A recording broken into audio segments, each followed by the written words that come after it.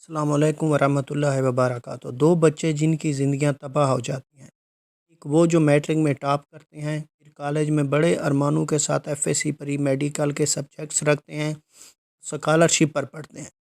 پورا خاندان ان پر فخر کرتا ہے، والدین سینہ تان کر چلتے ہیں۔ پھر تین چیزیں ہوتی ہیں، ایک یہ کہ بچہ محنت جاری رکھتا ہے اور انٹر کے سخت امتحان کے بعد میڈیکل کا انٹرنس ایگزام بھی سر کر لیتا ہے اور ڈاکٹر بننے کے سفر پر چل پڑتا ہے۔ دوسرا یہ کہ اپنی قابلیت کے ذمے بہت سی چیزیں انڈر ایسٹیمیٹ کر لیتا ہے اور خود کو خراب کر بیٹھتا ہے، پھر مطلوبہ نتائج نہ آنے پر سسٹم کو میرٹ کر اور پہنچ والوں کو کوسنا شروع کرتا ہے کہ ذمہ دار اس کے اپنے علاوہ باقی سب ہیں، جبکہ ایسے کیسز میں قصوروار والدین بھی ہوتے ہیں، مگر ان کا سارا زور بھی ذمہ داری دوسروں پر ڈال دینے پر ہوتا ہے۔ تیسرے نمبر پر وہ بچے ہوتے ہیں جو میٹرک کے بعد انٹر میں بھی سخت محنت کرتے ہیں، پھر میڈیکل کا انٹرنس ایگزام بھی خوش سلوبی سے دیتے ہیں، مگر کسی بھی وجہ سے میرٹ سے ایک دو پوائنٹس کے فرق سے رہ جاتے ہیں۔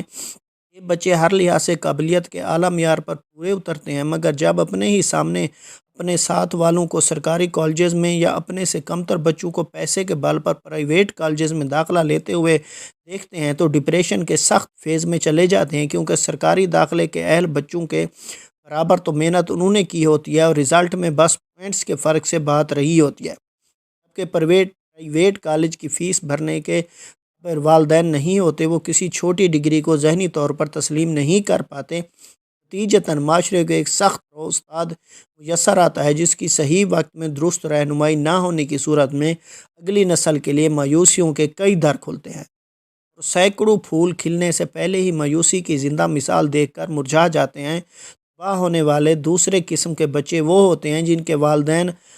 پر پڑھائی کے لیے شیڈول سخت رکھتے ہیں، ان کے کھیلنے اور پڑھنے کے اوقات کار فکس ہوتے ہیں، دور کے رشتہ داروں کی شادیوں میں، مووی دیکھنے یا کوئی فضول فنکشن میں ان کو جانے کی اجازت نہیں ملتی کہ مبادا پڑھائی کا حرج ہو۔ ان کے ماموں، پھپھو، خالہ یا چاچو کے بچے بھی ہمہ وقت کھیل کود میں مصروف رہتے ہیں اور ہر چھوٹی بات پر سکول سے چھٹی کرتے ہیں۔ والدین ان کزنز کے بارے میں ہمیشہ کہتے ہیں کہ بیٹا پڑھ لکھ کر افسر بن جاؤ، ورنہ دیکھ لینا پڑھائی نہ کرنے کی وجہ سے تمہارے یہ کزن مزدوریاں کریں گے۔ ایک دن آتا ہے جب بچے اپنے مارک شیٹس ہاتھ میں تھامے کبھی داخلے کے لیے اور کبھی کسی اور مقصد کے لیے دفاتر میں ایڑیاں گھسا رہے ہوتے ہیں، تبھی ان کے وہ نکمے کزن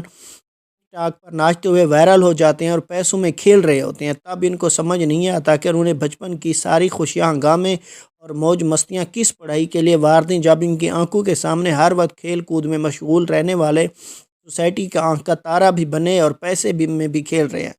حد تو تب ہوتی ہے جب دوران تعلیم ان بچوں کو منہ بھی نہ لگانے والے اساتذہ کرام ناچ کر وائرل ہونے والوں کے ساتھ سیلفیاں بنا کر سوشل میڈیا پر پوسٹ کرتے ہیں اور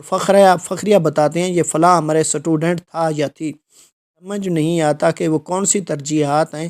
جس سے معاشرے میں ترقی کی راہ اپنائی جا سکتی ہے اور بچوں کو قائل کیا جا سکتا ہے کہ پڑھنا لکھنا باشعور و بامقصد رہنا ہے ان کے اپنے لیے اور ان کے ملک و ملت کے لیے سود مند ہے۔ ناچ گانا، ٹک ٹاک اور گیم صرف وقتی چیزیں ہیں جن کا جز وقتی اور سستی شہرت کے سوا کچھ حاصل نہیں۔ السلام۔